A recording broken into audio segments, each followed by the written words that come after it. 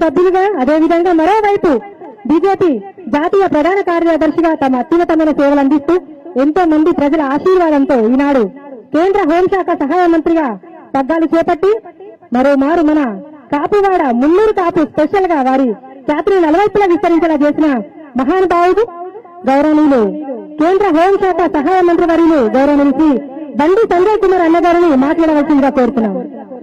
మాట్లాడే ముందు ఈ సంజయ్ గారు మాట్లాడిన తర్వాత కాపు సంఘం తరఫున సన్మానం ఉంటుంది. సన్మానం అయిన తర్వాత ఎవరెవరు ఇంకా సన్మానం చేయదలుచుకుంటారో పేర్లు ఇక్కడ ఇవ్వండి. ఆ పేర్ల ప్రకారము మేడం పిలుస్తుంది. దాని ప్రకారము ఎక్కువ తొక్కిసలాట లేకుండా వారికి సన్మానం చేసి వారిని సాగనంపుదాం. దయచేసి కోఆపరేట్ చేయాలని కోరుకుంటున్నాం. అందరికీ నమస్కారం. జై శ్రీరామ్. ఫస్ట్ మా అడుగుటలు గ్రేట్, ఒక్కరు కూడా చదవలే. ఈరోజు అందరూ పేరు తిన్నారు, మెల్లంగా చదివి చెప్పడం పోతారు, చీని అసలు కూర్చుంటారు. వీళ్ళు ఎవ్వరు లెవలే టైం వచ్చేసింది. నేను వాస్తవానికి ఇవాళ ఏం ప్రోగ్రామ్స్ పెట్టుకోవాలి, అనుసరండి ఏం పెట్టుకోలేదు. వాళ్ళ ఒక్క షాప్ ఓపెనింగ్ ఒకటి ఉండే.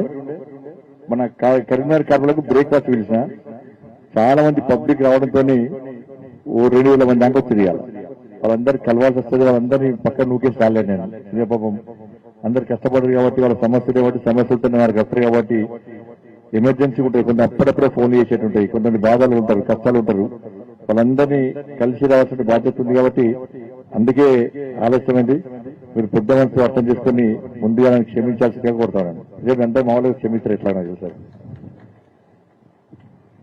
సభాధ్యక్షులు గుగ్గిల రమేష్ గారు, జిల్లా ఈ వాడ మన వాడ అధ్యక్షులు రాధాకృష్ణ గారు, రామచంద్రన్ గారు, మా రాజశన్న గారు, ఇతర వేదిక పెద్దలందరూ మనకు అసలు ఏడవైనా కూడా కాపు అంటే మనకు సింబల్. మా బాబు బొమ్మకైనా బాబు ఏడవైనా కూడా అంత ఊరికైనా బోత్ అడిగేవారు. ఎవరంటే బండి సంజయ్ ఎక్కడంటే కాపు అంటే బొమ్మకైనా తెలుసు అందరూ. కాబట్టి ఆయన పేరు నిలబెట్టడానికే నేను ప్రయత్నం చేస్తాను. తప్పకుండా ఆయన మార్గంలో పోతా, ఆయన పేరు నిలబెట్టడానికే నేను ప్రయత్నం చేస్తా. ఎందుకంటే ఇది నా వాడ. ఆగానే చూస్తాను, నేను చెప్పాను ఆగానే వేడి చేస్తాను. ఆయన ఇక్కడ ఫంక్షన్ హాల్కు గతంలో ఇచ్చిన ఇది నేను గెలిచాక స్టార్టింగ్ లో రమ్మని చెప్పిన. నేను 2019 గెలిచిన తర్వాత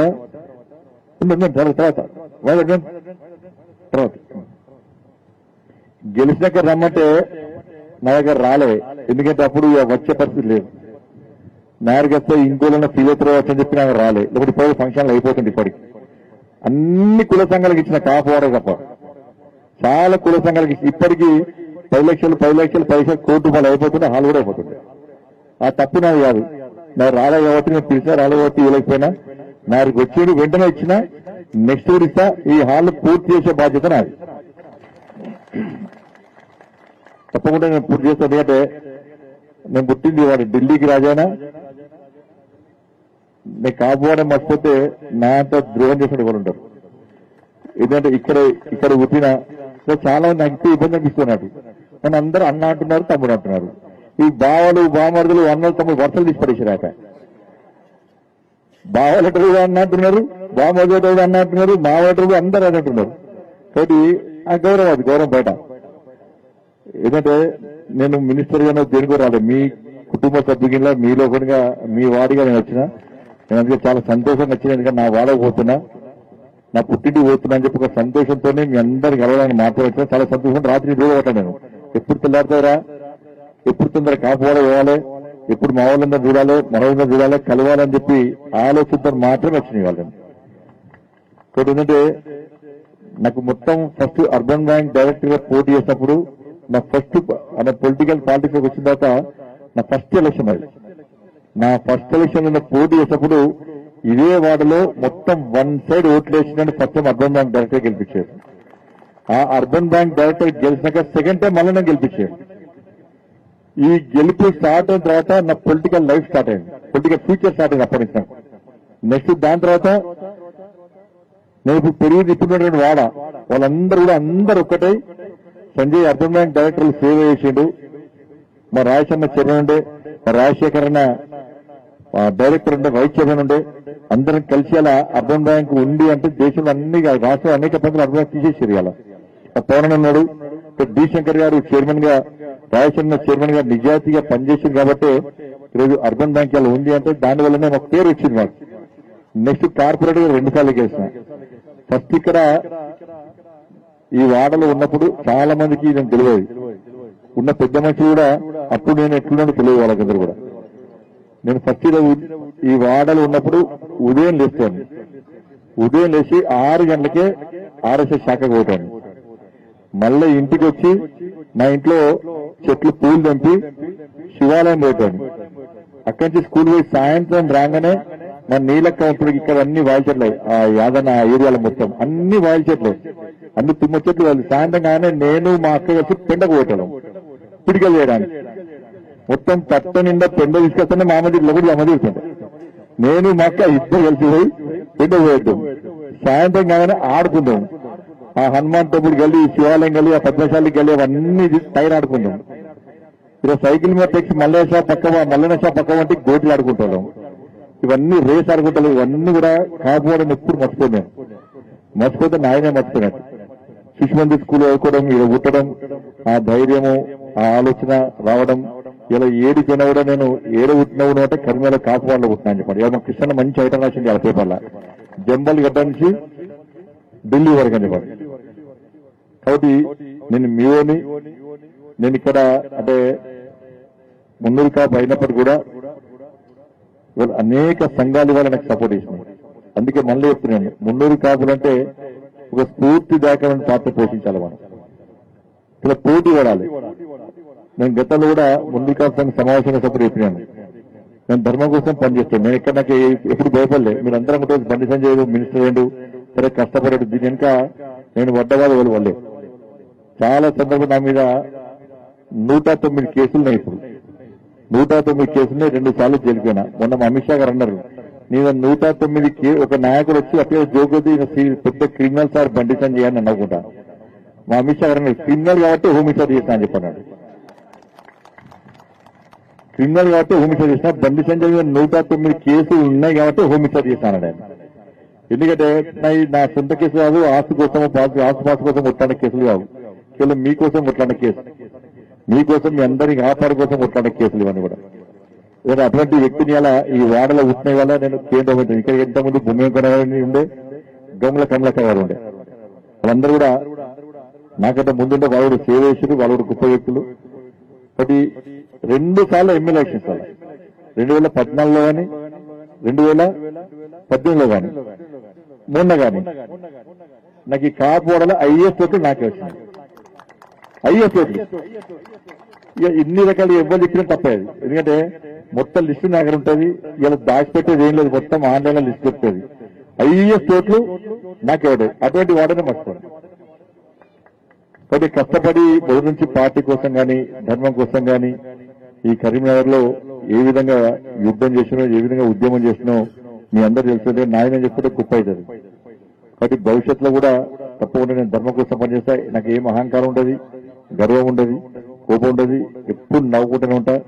రోజు ఒక 2000-3000 సెల్ఫీ దిగుతాను నేను రోజు. ఏదైనా నవ్వుకుంటా. ఎందుకంటే ఏడు ముఖం పెడితే సెల్ఫీ దిగారు.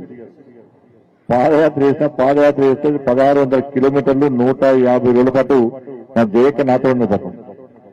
150 రోజుల పాటు ఎండాకాలం, వర్షాకాలం, చలికాలం 3 కాలాలు కూడా పాదయాత్ర చేసిన.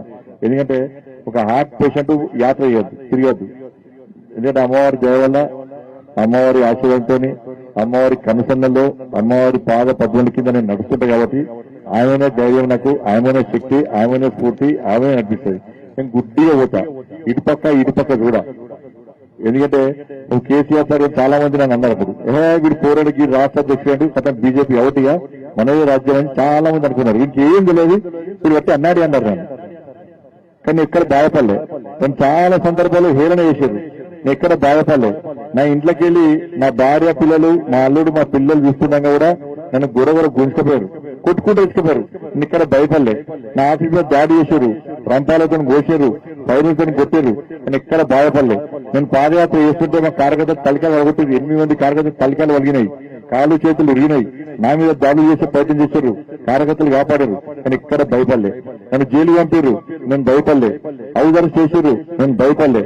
ఎందుకు భయపడలే అంటే నేను ధర్మం కోసం పనిచేస్తున్నా, నా ఇంకా నా తల్లి అమ్మవారు ఉన్నది, ఆ మోడీ గారి ఆశీర్వాదం ఉంది కాబట్టి నేను ఎక్కడ భయపడలే.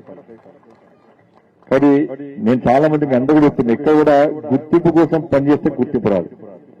మన సమాజం కోసం కానీ, ఈ దేశం కోసం కానీ, ధర్మం కోసం మన నిక్కచ్చిగా నిజాయితీగా పనిచేస్తే ఆ వచ్చే గుర్తింపే భవిష్యత్తులో మనం కాపాడుతుంది, సమాజంలో ఒకరికి మంచి వ్యక్తిగా నిలబెట్టే ప్రయత్నం చేస్తే ఆ గుర్తింపు కోసం మనం పనిచేయాల్సిన అవసరం ఉంది. ఎందుకంటే ఈ వాడలో గుర్తాబట్టి ఇక్కడ చాలా మంది నాయకులు తయారు చేయాల్సిన అవసరం ఉంది. మనకు మనం గుంజుకునే ప్రయత్నం చేయాలి. ఒక నాయకుడు ఎదుగుతుంటే మనం వాళ్ళని లేపే ప్రయత్నం చేయాలి, ప్రోత్సహించే ప్రయత్నం చేయాలి. కాబట్టి మనం గుంజే ప్రయత్నం చేస్తే దానికంటే పెద్ద మోసం ఇంకోటి కాదు. ఇంకో నాయకుడు పైకి వస్తుంటే సంతోషపడేయాలి, దాన్ని పిలిచి సన్మానం చేసి ఇవ్వాలి. అందరూ ఒక సంతోషం నేను తెలిసి కాపాడాల ఫస్ట్ టైం వచ్చింది ఇంత పెద్ద సన్మానం, అందరూ ఒక్కటై ఇవాళ ఇంత పెద్ద లంచ్ ఏర్పాటు చేసి మీరే లంచ్ నేను చెప్పిన రమేష్ అన్న లంచ్ నేనే ఏర్పాటు చేస్తానంటే అందరం కలిసి లంచ్ ఏర్పాటు చేస్తానంటే ఇంత పెద్ద సమావేశం అందరు కలిసిమెలిసి చేసుకోవడం నిజంగా చాలా గొప్ప విషయం ఇది. బట్ భవిష్యత్తులో కూడా ఎందుకంటే చాలా సందర్భాల్లో అనేక ఇబ్బందులు పడ్డా నేను. భాగ్యలక్ష్మి గుడి గారి మీటింగ్ పెట్టి నా భార్యను చంపుతున్నారు, భాగ్యలక్ష్మి గుడి గారి మీటింగ్ పెట్టి నా కొడుకులను కిడ్నాప్ చేస్తున్నారు, కానీ ఇక్కడ భయపడలే. లాస్ట్ అనేక సందర్భాల్లో ఆ తెర వెనుక నన్ను చంపే ప్రయత్నం చేశారు, నేను ఎక్కడ భయపడలే. ఎందుకు భయపడలే అంటే నేను మళ్ళీ చెప్తున్నా, నేను ధర్మం కోసం చావడానికైనా సిద్ధమైన వ్యక్తిని. నేను ఏదో ముఖ్యమంత్రి కావాలి, ఇలా కేంద్ర హోంమంత్రి అవుతాను నాకు లేదు అనుకోలే, ఎమ్మెల్యే పోటీ చేస్తానని ఎప్పుడు అనుకోలే, కానీ కౌన్సిలర్ మాత్రం కావాలనుకున్నా. ఒక్కసారి మా నాన్న కోరిక మేరకు మా నాన్న చనిపోయాక గురు జడ్జిస్తుంది ఇయ్యలే, అప్పుడు మొక్కున్నా నేను. మా అమ్మ వచ్చి కౌన్సిలర్ మా బావగారు వచ్చి నువ్వు కౌన్సిలర్ పోటీ చేస్తాను మొక్కు, అమ్మసారి జడ్జిస్తుందంటే నేను మొక్కునకే జడ్జిస్తుంది. కానీ మా నాన్నగారి కోరిక మేరకు నేను కౌన్సిలర్ కావాలనుకున్నా. దాని తర్వాత అనుకోకుండా కార్పొరేట్ బ్యాంక్ డైరెక్టర్, కార్పొరేటర్ మా పార్టీ నాకు ఎమ్మెల్యేగా పోటీ చేసే అవకాశం, దాని తర్వాత ఎమ్మెల్యే 2 సార్లు ఓడిపోయినా కూడా అలా ఎంపీగా పోటీ చేసే అవకాశం, 2 సార్లు ఎంపీగా గెలిపించింది అందరూ కలిసి, కరీంనగర్ ప్రజలు అందరూ కలిసి గెలిపించడం, మా కేంద్ర నాయకత్వం మోడీ గారు, అమిత్ షా గారు గుర్తించి, మా నడ్డా గారు గుర్తించి మనకి కేంద్ర హోంశాఖ సహాయ మంత్రిగా చేయడం నిజంగా నా పుణ్యజన సుకృతంగా భావిస్తున్నాను. నీకు నేను పదవులకు ఎప్పుడు భావించాను, ఎప్పుడు సింపుల్ గా ఉంటా. నేను హై బాక్స్ మెయింటైన్ చేయ ఎక్కడ కూడా. నాకు కేంద్రం ఒక బాధ్యత ఇచ్చింది, దాన్ని బాధ్యతగా భావిస్తే తప్ప దాని పదవి ఎప్పుడు భావించలేదు. కానీ భవిష్యత్తులో కూడా నేను గతంలో కరీంనగర్ కు హైయెస్ట్ నిధులు నేనే చేసిన, కానీ దురదృష్టవశాత్తు పేపర్లు నాయి రాయపోతుండే, పేపర్లు రాయపోతుండే నన్ను ఎక్కడ కొబ్బరికాయలు కొట్టడానికి పిలుపుతాను. మొన్న మీటింగ్ కూడా చెప్పిన ఒక 5,000 కోట్ల రూపాయలకు పైగా నిధులు కేవలం రోడ్ల కోసం మాత్రమే తీసుకొస్తుంది. కేవలం రోడ్లకి, గ్రామాలలో రోడ్లకు గ్రామాల నిధులు మాత్రం హైయెస్ట్ నేనే తీసుకొచ్చిన. ఇంకా తీసుకోవాలని ఇంకా ఉండే, కానీ అప్పుడు వాళ్ళు అప్పుడు ప్రభుత్వం సహకరించకపోవడం వలన నేను ఇంకా అభివృద్ధి చేయాల్సినంత చేయలేకపోయినా. నేను ఏం చేసిన కరపత్రాలు మొత్తం కొట్టించి చూపెట్టాను మీకు. కాబట్టి ఇప్పుడు తప్పకుండా మంచి అవకాశం నాకు వచ్చింది.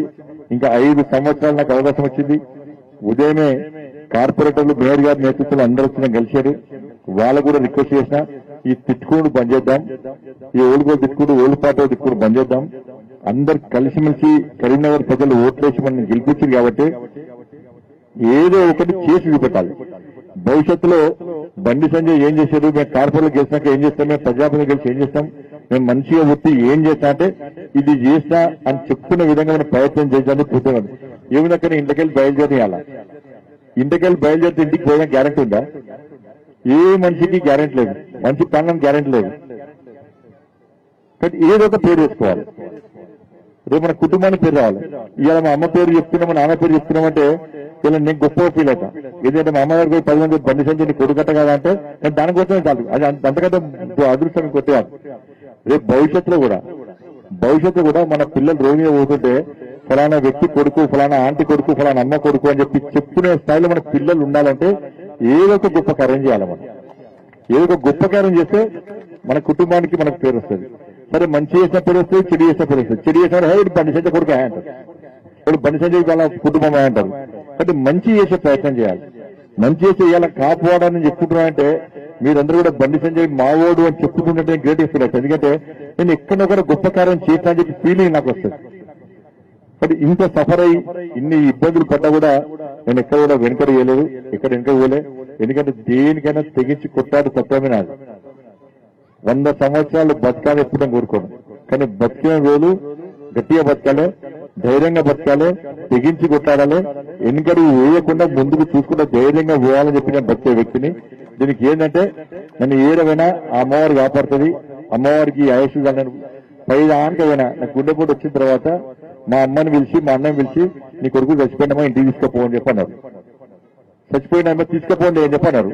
కానీ బయటికి వచ్చాక కార్యకర్తలు అందరూ చూసాక డాక్టర్ ఉరిచా డాక్టర్ ఆయన బయటికి వచ్చాక పబ్లిక్ చూసి ఎవరు అంటే బండి పని చేస్తారు, ఇంతమంది యూత్ ఎందుకు వచ్చారు అంటే ఇట్లా హిందూ ఎక్కువ ర్యాలీ ఇస్తారు, దాని స్ట్రోక్ వచ్చింది అంటే అందరికి 2 షాట్లు ఇస్తారు, 3 షాట్లు ఇస్తారు. నాకు 14 షాట్లు ఇచ్చారు. 14 షాట్లు ఇస్తే ఈ మొత్తం కాలిపోవాలి, కానీ కాలిపోవాలి.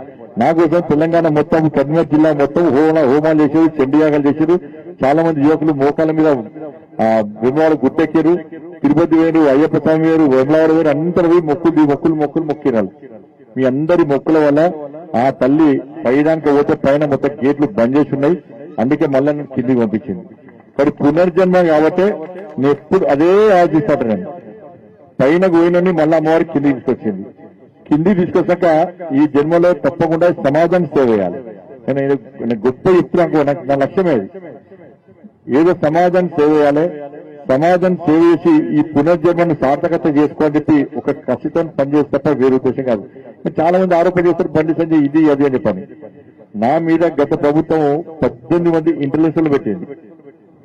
బండి సంజయ్ చాలా మంది అన్నారు బండి సంజయ్ ఈడ సంపాదించాడు, ఆడ సంపాదించాడు. నేను అమ్మవారి భక్తు, నేను నా మెడలో ఎప్పుడు అమ్మవారు ఉంటుంది. ఆ మెడలో నేను ఎక్కడ ఏ పొరపాటు చేయాలి, ఎవరైనా విమర్శిస్తుంటే ఎప్పుడు బాధపడా, ఎందుకంటే తప్పు చేస్తాడు బాధపడతాడు. నా బాధ ఏందో నా కష్టమేదో నాకు తెలుసు. ఎన్నికలు 2 సార్లు పోటీ చేసిన, 2 సార్లు పోటీ చేసి 5 నెలలన్నా 2వ సారి పోటీ చేస్తే ఎట్లా ఉంటుందో పరిస్థితి ఒకసారి అర్థం చేసుకోండి.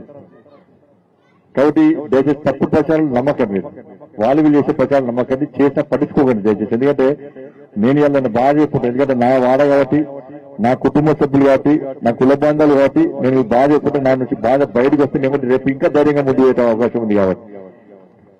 కాబట్టి ఇబ్బందులు వచ్చినా, అవమానాలు భరించినా, హేళన గురైనప్పుడు కూడా నేను ఎక్కడ వెనుకడిగలేదు. చాలా ఇబ్బందులు పడ్డా, అయినప్పుడు కూడా నేను ముందుకు వస్తున్నా. అంటే నేను ధర్మాన్ని నమ్ముకున్నా కాబట్టి, అమ్మవారిని నమ్ముకున్నా కాబట్టి, మొదటి నుంచి కూడా ఒకటే పార్టీని, ఒకటే సిద్ధాంతాన్ని నమ్ముకున్నా కాబట్టి వాళ్ళు నేను ధైర్యంగా ముందుకు వస్తున్నా. అందుకే ఇవాళ ముందు కాపు సంఘం ఇలా సన్మానం చేస్తున్నారు. మనందరం కూడా ధర్మం కోసం పనిచేయాలి, ధర్మం కోసం పనిచేయాలి. అన్ని కులాలు కూడా ఈ మున్నూరు కాపు సంఘం చూసి ఫలానా మున్నూరు కాపు సంఘం వాళ్ళు ధర్మం కోసం పనిచేస్తున్నారు, నిజాయితీగా పనిచేస్తున్నారు, కలిసిమెలిసి ఐక్యతగా ఉంటున్నారు, నిక్కచ్చిగా పనిచేస్తున్నారు. వాళ్ళు ఏ కష్టం వచ్చినా, ఏ ఇబ్బంది వచ్చినా అందరూ ఒక్కటైతారట. కాబట్టి మనం కూడా ఒక్కటి కావాలని చెప్పి ఇతర కుల సంఘాలు కూడా స్ఫూర్తిగా తీసుకునే విధంగా ఇలా మున్నూరు కాపు సంఘం అని తయారు కావాల్సిన అవసరం ఉంది. అటువంటి స్ఫూర్తి రకంగా ఉండాల్సిన అవసరం ఉంది. ఎందుకంటే చాలా సందర్భాలు ఇంతకుముందు జిల్లా మున్నూరు కాపు సంఘం వేదిక అయినప్పుడు అదే చెప్పినాను.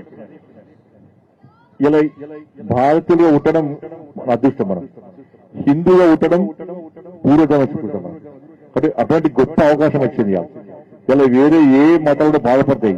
అరే హిందువులు ఎంత బ్రహ్మాండంగా ఉంటారు, వాళ్ళ కల్చర్, వాళ్ళ సనాతన ధర్మం, వాళ్ళ సంస్కృతి సాంప్రదాయాలు ఇవన్నీ కూడా చూస్తుంటే ఆశ్చర్యం అనిపిస్తుంది. అటువంటి ధర్మంలో ఎందుకు పుట్టలేదా అని చెప్పి ఇతర మతాలు కూడా బాధపడతా ఉంటారు. అటువంటి హిందూ ధర్మాలు ఉండడానికి మన ధర్మం కోసం పనిచేయాలి, ధర్మం గురించి ఆలోచించాలి. ఇలా మనం పూజలు చేస్తాం, మనం ఇలా గుడి కట్టిన అంటున్నారు. గుడి అమ్మవారు కట్టుకున్నది, నా సొంత గుడి కాదు, అమ్మవారు కట్టుకున్నది. కాబట్టి ఏంటంటే పేదలు గుడికి పోవాలంటే టికెట్, కొబ్బరికాయ కొట్టాలంటే టికెట్ కావాలి, అర్చన చేసుకోవాలంటే టికెట్ కావాలి, శ్రావణ వర్షాలు ఒడిబియ్యం పోవాలంటే టికెట్ కావాలి. కాబట్టి పేదలు గుడి అవకాశం లేకుండా పోయింది. దీన్ని కొంతమంది ఇతర మతస్థులు పోయి ఇలా మత మార్పుల్లో పాల్పడుతున్నారు. మీరు పేదలు గుడి పోతారా, పోరారు, పెద్దోళ్ళే గుడి పోతారు, మీరు గుడికి రానివారు, మీరు పేదలు వాటి గుడికి రానివారు, కాబట్టి మతం మార్చుకోండి మీరు అని చెప్పి మతాలు మార్చే ప్రయత్నం కొన్ని సంస్థలు చేస్తున్నాయి. ఇటువంటి పరిస్థితులు ఆలోచించే ధర్మాన్ని కాపాడుకోవాలి, పేదలు కూడా గుడి అంటే చూపెట్టాలి, గుడిని అమ్మవారిని రక్షించుకునే అవకాశం కల్పించాలి. అమ్మవారి కరుణా కటాక్షలు కూడా పేదల మీద ఉండాలని ఆలోచనతోనే ఆ దేవాలయంలో టికెట్లు లేకుండా, హుండీ లేకుండా, ఏం లేకుండా అందరికీ అమ్మవారి దర్శనం ఉండాలని చెప్పి ఆలోచనతో మాత్రమే ఈరోజు ఆ దేవాలయం నిర్మించడం జరిగింది. కాబట్టి ఏది చేసినా కూడా అందరి గురించి ఆలోచించేసింది. ఎక్కడ కూడా నా స్వార్థం కోసమో నా కుటుంబం కోసమో చేసే ప్రయత్నం చేయలేదు నేను. కాబట్టి భవిష్యత్తులో కూడా మీ అందరినీ కాపాడడం కోసం, మీ అందరికీ ఏ కష్టం వచ్చినా ఏ ఇబ్బంది వచ్చినా మీకు ఒక సోదరుగా, మీ కులపొనిగా నేను పక్క చేదోడు వాదడుగా ఉంటా. ఏ స్థాయికి పోయినా కూడా నన్ను బండి సంజయ్ ఈ స్థాయికి వెండు అని చెప్పి మీరు అనుకోకండి. ఏడవైనా మీ వాడిని నేను, ఏడికైనా మీ వాడిని నేను. రేపు భవిష్యత్తులో మీరు దేశంలో ఎక్కడికైనా కూడా, మీరు విదేశాలకు అయినా మీ బండి సంజయ్ శబాష్ అని తీసుకునే విధంగా పేరు చేస్తే తప్ప నేను చెడ్డ పేరు చేయను. నాకు చెడ్డ పేరు వస్తే మీకు చెడ్డ పేరు వస్తున్నట్టే, నాకు మంచి పేరు వస్తే మీకు మంచి పేరు వస్తున్నట్టే.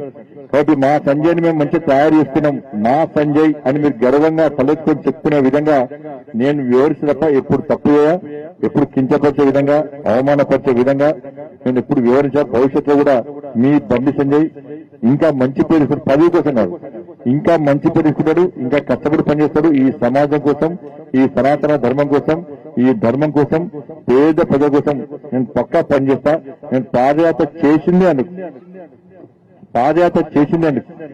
150 రోజులు 1600 కిలోమీటర్లు అంటే మీరు పొద్దున మా రామచంద్ర చెప్పారు 10 గంటలకు వచ్చారు, 10 గంటలకు వచ్చి బాగా ఇబ్బంది పడ్డారు అని అంటున్నాడు. మీరు 10 గంటలకు వచ్చి 1 దాకా కూర్చుని ఇబ్బంది పడ్డారు. నేను 1600 కిలోమీటర్లు మండుదండలో మహబూబ్నగర్లో మధ్యాహ్నం 3 గంటలు కూడా పాదయాత్ర చేసిన. 3 గంటలు కూడా 6% ఎండ తిరగద్దు, చలికాలం తిరగద్దు, వర్షం తిరగద్దు. మీరు నమ్మరు, కామారెడ్డిలో డాక్టర్ వచ్చి నన్ను పాదయాత్ర చేశాను, మక్కును చేసేయకుండారు. డాక్టర్ వచ్చి నీకు చాలా ఇబ్బంది ఉన్నది, నువ్వు వెంటనే పాదయాత్ర ఆపేయాలి, పాదయాత్ర ఎట్టి బస్సులు ఆపేయాలి, పాదయాత్ర చేస్తే మాత్రం నువ్వు బతుకోవని చెప్పారు. ఆ డాక్టర్ నాకు చెప్పండి, సార్ ఎట్టి బస్సులో బీజేపీ గవర్నమెంట్ రావాలి సార్ ఇక్కడ తెలంగాణ రాష్ట్రంలో చెప్పన్నాడు అని. నువ్వు బంద్ చేయనుకో చెప్పు, అది బంద్ చేయనుకో సార్, మళ్ళీ చెప్తే నేను చెప్పుకుంటాను, నువ్వు తెలంగాణలో నువ్వు ముఖ్యమంత్రి కావాలని కోరుకుంటున్నావు సార్ అని డాక్టర్ అన్నాడు. చెప్పినాక నీ హార్ట్ చాలా ఇబ్బంది అనిపిస్తున్నది, ఈ టెస్ట్ చేసినాక నువ్వు వెంటనే యాత్ర ఆపేయాలని చెప్పన్నాడు.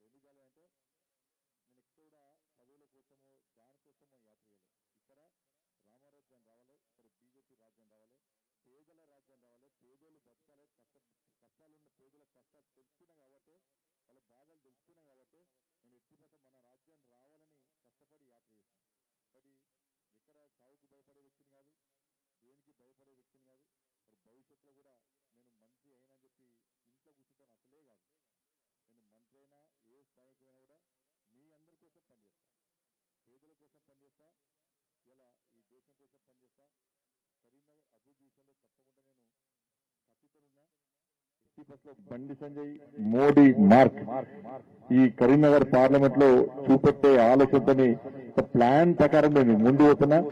ఇంతకుముందు లెక్క ఇప్పుడు కాదు, ఇంతకుముందు ఎంత చేసినో దానికి రెట్టింపు ఉత్సాహంతో ఇలా కష్టపడి ఈ కరీంనగర్ పార్లమెంట్ నియోజకవర్గాన్ని అభివృద్ధి చేయడానికి పక్కా కష్టం నేను ఒక ప్లాన్ ప్రకారం ఉన్నా. కాబట్టి భవిష్యత్తులో కూడా మీరు గెలిపించిన బండి సంజయ్, మీ బండి సంజయ్, ఈ వాడకు సంబంధించిన బండి సంజయ్ రేపు భవిష్యత్తులో మీరు ఎక్కడ పోయినా శబాష్ అనిపించుకుని మా బండి సంజయ్ అని మీరు గల్లా ఎగిరేసుకొని తిరిగే విధంగా, తలెత్తుకొని తిరిగే విధంగా నేను వివరిస్తా. ఆ విధంగా కష్టపడి పనిచేస్తా అని చెప్పి మీ అందరికీ విజ్ఞప్తి చేస్తూ భవిష్యత్తులో కూడా ఇట్నే అందరు కలిసి ఉండండి. ఎందుకంటే అందరు కలిసి ఉంటేనే నాలాంటి వాళ్ళము రావడానికి అవకాశం ఉంటుంది. అందరు కలిసి ఉన్నారు. నిజంగా నాకు ఆ సంతోషం పట్టలేకపోతున్నాను. నేనేమో రాత్రి నిద్రలే, అబ్బా ఎప్పుడు తెల్లారుతారా మేము చెప్పి మా వైపు కూడా చెప్పిన, రేపు పొద్దున నా వాడ పోతున్నా, అలా నా వాడ పోతున్నా, మా చుట్టాల దగ్గర పోతున్నా, ఇది చాలనుకున్నాను. ఎందుకంటే మీతోని ఈ వాడలో సన్మానం చేసుకునే అవకాశం వచ్చిందంటే అంతకంటే అదృష్టం ఇంకోటి కాదు. ఎందుకంటే చాలా సార్లు కింద కూర్చున్నాను, నేను కూడా కింద కూర్చొని చప్పలు కొట్టినాను. కింద కూర్చొని చేయాలన్నీ ఇలా వేదిక మీదకి వచ్చి సన్మానం చేసుకుంటారంటే అది నా పూర్వజన్మ సుకృతం. అది నేను నిజంగా చాలా అదృష్టంగా భావిస్తున్నా. భవిష్యత్తులో కూడా అన్ని పేదల కోసం పనిచేస్తా, అన్ని కుల సంఘాల కోసం పనిచేస్తా. ఈ కరీంనగర్ లో మంచి అభివృద్ధి చేసే విధంగా మీ అందరికీ చేదోడు వాదోడుగా ఉండే విధంగా మీకు ఏ కష్టం వచ్చినా ఏ ఇబ్బంది వచ్చినా మీ వాడిగా తప్పకుండా మీ బండి సంజయ్గా మీకు అండగా ఉంటామని చెప్పి మనస్ఫూర్తిగా తెలియజేసుకుంటూ, అలా మినిస్టర్ అయినా కాబట్టి ఇంకా వేరే విషయాలు మాట్లాడకపోతుంది, కట్టేసేది అయిపోయింది. ఇప్పుడు మున్పల్లెక్క మాట్లాడే అవకాశం లేదు నాకు. మీరు అనుకున్న బండి సంజయాలు మెల్లగా మాట్లాడుతున్నాడు, ఏం మాట్లాడదు. ఇప్పుడు మాట్లాడే అవకాశం లేదు. మినిస్టర్ అయినా మాట్లాడుతూ తీవ్రాలు ఉంటాయిస్తారు. అయితే నాకు ఉన్న మంచి పదవి విక్తారు. ఎందుకంటే గట్లగానే ఆయన ఇప్పుడు ముఖ్యమంత్రి అంటారు మన వాళ్ళు. ముఖ్యమంత్రినే రాష్ట్రాధ్యక్షుడు పోస్ట్ కూడా వికెట్ కాదు. మళ్ళీ ఇప్పుడు వేరే అంటే ఆయన ఉన్న మంచి పదవి విక్తారు. అది కాబట్టి ఏం మాట్లాడకుండా ఏం చేయాలో, గతంలో ఏం చేసినా గదే చేస్తా. గతంలో ఏ విధంగా ముందుగా చేసినా ఇప్పుడు వెనుక గ్యారంటీ చేస్తా. ఇక్కడ భయపడే అసలు భయం అంటే నా బెత్తలేదు నాకు. కాబట్టి అందరం కలిసి ఉందాం, అందరం కలిసిమెలిసి ముందుకు పోదాం. ఒక మంచి సమాజ నిర్మాణం కోసం ఒక శక్తివంతమైన మోడీ గారి లక్ష్యం అదే. ఎందుకంటే మీరు తెలుసు, మోడీ గారు అయోధ్యలో గుడి కట్టని ఎప్పుడైనా అనుకున్నారా? మీరు ఆ గుడిని చూస్తా అనుకున్నారా? మీరు మహాశక్తి మహాశక్తి మహాశక్తి అమ్మారా ఉంటారు. ఇవాళ రాముడు ఏదో పుట్టినట్టు అయోధ్యలో పుట్టిన ఉంటారు అన్న మనం అంటాం. ఇప్పుడు చూసిరా, మోడీ గారు ప్రాణప్రతిష్ఠ కార్యక్రమం చేస్తుంటే మీరు అందరు కళ్ళారా చూసారు. వాళ్ళు మీ ఇంటికి అందరికి అక్షింతలు వచ్చినాయి. మీరు భవిష్యత్తులో మీ మనవరాలు కూడా అరే మేము అయోధ్యలో రామ మందిరం నిర్మాణం చూస్తాం అని చెప్పుకునే అదృష్ట అవకాశం మోడీ గారు ఇచ్చారు మీకు. వాళ్ళు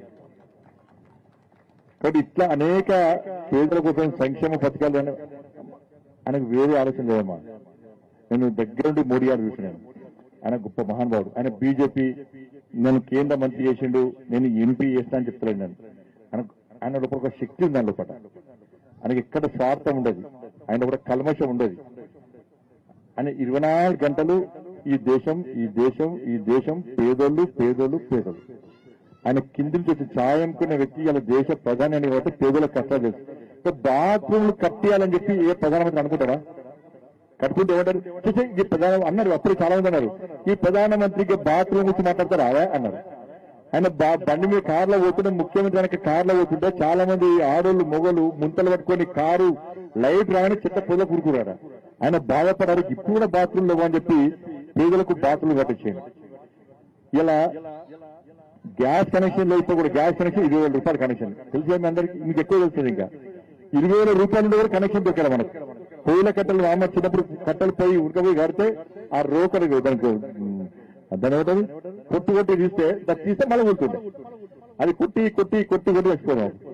కాబట్టి ఆ పొగ ఇవన్నీ చూసిన తర్వాత పేదల కష్టాలు చూసాక కన్నా ఆ పొగతో ఇబ్బంది వస్తున్నది, మహిళలు ఇబ్బంది పడదు. ఫ్రీ గ్యాస్ కనెక్షన్ ఇచ్చారు. సరే మీ అందరూ పైసలు ఉన్నారు కాబట్టి మీకు ఫ్రీ గ్యాస్ కనెక్షన్ ముట్లే కాబట్టి ఫ్రీ గ్యాస్ కనెక్షన్ ఇచ్చే గంట గ్యాస్ కనెక్షన్ ఇచ్చే దాన్ని వంట చేయడానికి ఏముండాలి? పేదలకు తినడానికి తిండి లేవు. ఫ్రీ బియ్యం ఇచ్చే, ఫ్రీ బియ్యం ఈ గ్యాస్ కనుగొనడానికి ఫ్రీగా ఇండ్లు ఇచ్చే. సరే ఇండ్లు ఇక్కడ ఇవ్వాలి చాలా మందికి, మనం మోడీ గారు ఇచ్చినా కూడా మనకి ఇల్లు రాలే. ఇండ్లు ఇచ్చే ప్రతి కూడా నరేంద్ర మోడీ గారు ఇచ్చేటువంటి ఇలా స్కీమ్స్ అన్ని కూడా. కాబట్టి అటువంటి గొప్ప వ్యక్తి ఆయన. ఏ ప్రధానమంత్రి కూడా పోయి ప్రాణప్రతిష్ఠ కార్యక్రమంలో పాల్గొంది. ఎందుకంటే ఈ హిందువుల గుడి పోతే చురుకోలు ఓట్లేరంటారు. అట్లా చాలా మంది భయపడతారు. కానీ ఎక్కడ భయపడకుండా అరే అయోధ్యలో రాముడు పుట్టాడు, రామ జన్మభూమిలో మన రాముని గుడిలో మనం గుడి కట్టుకోవాలి, కానీ ఆ రాముని గుడి నిర్మించి చేయాల్సిందని చెప్పి ఒక ఆలోచనతో ఇలా రాముని గుడి కట్టించారు. మీరందరం కూడా రాముని గుడి కట్టారు. రాముని గుడి కట్టడానికి 1000 మంది చచ్చిపోయారు. అప్పుడు ములాయం సింగ్ గారు కాల్పులు జరిపారు. దాన్ని నేను కూడా ఓటోనే ఆ కరసే పోలే. నెక్స్ట్ కరసకి నేను పోయినా. చాలా మంది కన్వెన్స్ కూడా కరసే పోయి చాలా దెబ్బలు తినొచ్చారు. నెల పాటు జైల్లో ఉండొచ్చారు. మీరు అనుకుంటే ఇవాళ రామ మందిరం కట్టేసినాం అయిపోయినాం. కానీ రామ మందిరం వెనుక నెల రోజుల పాటు అక్కడ సరైన డెడ్ బాడీ దొరికినాయి. బస్తలాల చంపి బస్తాలు కట్టి ఆ సరైనలు పడేసారు. వాళ్ళందరూ త్యాగం వల్లనే వాళ్ళ రామజన్మభూమిలో అయోధ్యలో రామజన్మభూమిలో మనం గుడి కట్టుకున్నాం మనం. కాబట్టి వాళ్ళు చచ్చిపోయడానికి నేను వృధా పోనీయా. ఏ రామ మందిరం కోసం చాలా మంది చచ్చిపోయారు, యువకులు చచ్చిపోయారు. వాళ్ళ కళ సాకారం కావాలంటే రాముని గుడి కట్టి తీర్థని చెప్పి ఒక కసితో నరేంద్ర మోడీ రాముని గుడి కట్టారు. అటువంటి మహానుభావుడు కాబట్టి వాళ్ళ అటువంటి మహానుభావునికి మీరందరూ ఆశీర్వాదం ఇవ్వాలి. మీరు మొక్కు రోజు ఉదయం పూజ చేస్తారు, మీరు మీ కుటుంబానికి పూజ చేస్తారు. ఆ పూజ చేసే సందర్భంలో ఒక్కసారి నరేంద్ర మోడీ గారు కూడా ఆ శక్తిని సామర్థ్యాన్ని ఇవాళ ఆయుష్ని ఇవ్వాలని చెప్పి ఆ మోడీ గారి కోసం ఒక్కసారి పూజ చేసే ప్రయత్నం చేయండి. ఆయన లేకుండా మనం లేము. ఆయన లేకుంటే దేశం ఎక్కడ కుక్కలు చెప్పిన విస్తలకైతుంది. ఒకటి పాకిస్తాన్ లో వస్తాడు, ఒకటి బంగ్లాదేశ్ వస్తాడు, ఇంకోటి చైనా వస్తాడు. ఇట్లా వచ్చి కుక్కలు చెప్పిన విస్తరలకు అవుతుంది. ఇలా గజం జా కోసమే మనం కొట్టాడుతాం ఇంటి పక్కలతో. అటువంటిది మనకి జమ్మూ కాశ్మీర్ పోదంటేనే మోడీ గారు కాపాడారు. అటువంటి గొప్ప వ్యక్తి నిండు నూరేళ్ళు ఉండాలి. అటువంటి వ్యక్తి ఈ దేశానికి ఎప్పుడు ప్రాతినిధ్యం వహించాలి. ఆయన ప్రధానమంత్రిగా లేని దేశాన్ని ఒక్కసారి కళ్ళు మూసుకొని ఊసుకోరి మనకి జెండా కనబడేది, మనకి ధర్మం కనబడేది. మరి ఇటువంటి పరిస్థితుల్లో మీరందరూ కూడా అటువంటి వ్యక్తులకు మంచిగా ఉండాలని చెప్పి కోరుకోవాల్సిన బాధ్యత మన అందరికీ ఉంది. కాబట్టి ఇంత సమయం ఇచ్చి ఇంత ప్రేమ, అభిమానం, ఆప్యాయతో నాకు స్వాగతం పలికి నాకు సన్మానం చేసేందుకు మీ అందరికీ హృదయపూర్వకంగా ధన్యవాదాలు తెలియజేస్తూ, మీరు మీ కుటుంబాలు నిన్ను నూరేళ్లు ఆయుర ఆరోగ్యాలతో ఉందని చెప్పి మీ కష్టాలని తొలగిపోయి మీ కుటుంబాలు సుఖ సంతోషాలతో ఉందని చెప్పి నిన్ను నూరేళ్లు ఉండాలని చెప్పి మంచి ఆలోచనతోని మంచి మనసుతోని ఒక సంస్కారవంతమైన జీవితం గడపాలని చెప్పి ఆ శక్తిని, సామర్థ్యాన్ని, ఆలోచనను ఆ తల్లి అమ్మవారు మీకు అందించాలని చెప్పి మనస్ఫూర్తిగా వేడుకుంటూ తెలుగుతున్న భారత్ మాతాకి జై. జై శ్రీరామ్. Thank you.